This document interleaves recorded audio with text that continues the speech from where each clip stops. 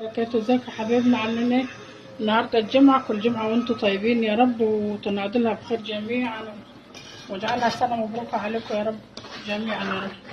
دي معايا صلصة اهي بدي اعمل زبانخ، بس الطماطم طبعا كتيرة، انا هعين منها شوية، هعين منها كيسين ولا حاجة، هنقصها وبعدين ابقى احط فيها الزبانخ. معايا حبايبنا، معايا بطة، ومعايا نص فرخة اهون، ورك وكتف اهو، حطها على على النار من البارد، تاخد لها صدمة اهون، ومعايا مية بتغلي اهي.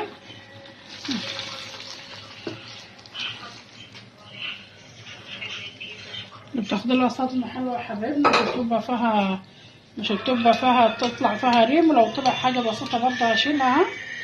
حط عليها حبة هان، وحط بصلة كبيرة، وحط بتاع دون فص مستكة، وحط بشر جوز الطيب وورق لورا وفلفل اسمر وكمون وجزرة وطماطم اهو، بس هي تحت مش مبينة.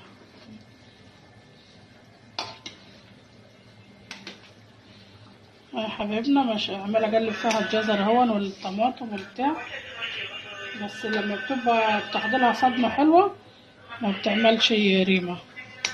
هنغطي عليها بقى، هوطي عليها تستوي على مهلها كده، وحبة كده عشان النص الفرخة عشان ما ياخدش سوا، عشان دي فرخة تسمين.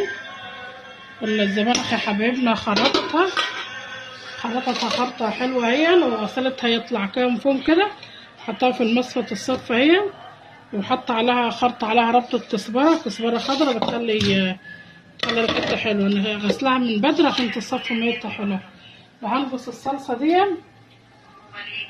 هنقص الصلصة، حش منها عين منها شوية كده عشان ابقى اعبي كيسين ولا حاجة، عشان كتيرة عاملة طماطم كتيرة. هنقص منها شوية، يعني هنقص اكتر من نص، لانها الحلة مليانة هيك، هتملينا على الاخر ونقص. وبحط فيها الزبانخ، وهنبقى نرجع معاكم تاني.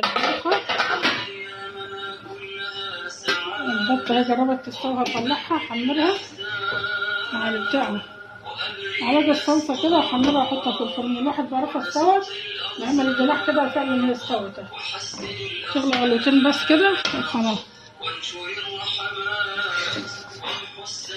يا حبيبنا الزبانخ انا فضيتها عملتها في حلة تانية في المشوار للصلصة، بروح جايه محمرة كبشة لسان العصفور، يعني بعمل لسان العصفور بروح عاملاها محمرة كبشة كده، واروح حاطة عليها حبة كزبرة ناشفة وفص ثوم، واروح جايه عاملة لها طشة زي طشة الملوخية، بس زادة لسان العصفور، بس جربوها باللسان العصفور تبقى حلوة وجميلة.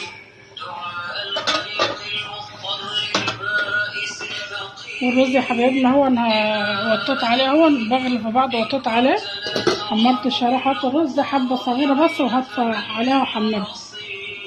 قاعدين معاكم النهارده يا حبايبنا، عملنا البطة ونص الفرخة، وعملنا شوربة لسان العصفور، وعملنا برضو الزبانخ، وحطينا عليها معلقتين لسان العصفور كده، حمرناهم كده في حبة كزبرة وفصهم كده، واحنا كنا بناخد منها. وفي طبق سلطة كانت بتلينا من امبارح، وخيار وفلفل هون وبصل وجرجير، وتفضلوا معانا يا مرحبا بكم كل عيدكم. يعني عجبكم المحتوى بتاعنا، يا ريت اللي شفتها بطل لأول مرة ربنا يجازيكم خير يا رب، يشترك معانا كده في القناة وفعل الجرس عشان كل ما نعمل حاجة توصلكم.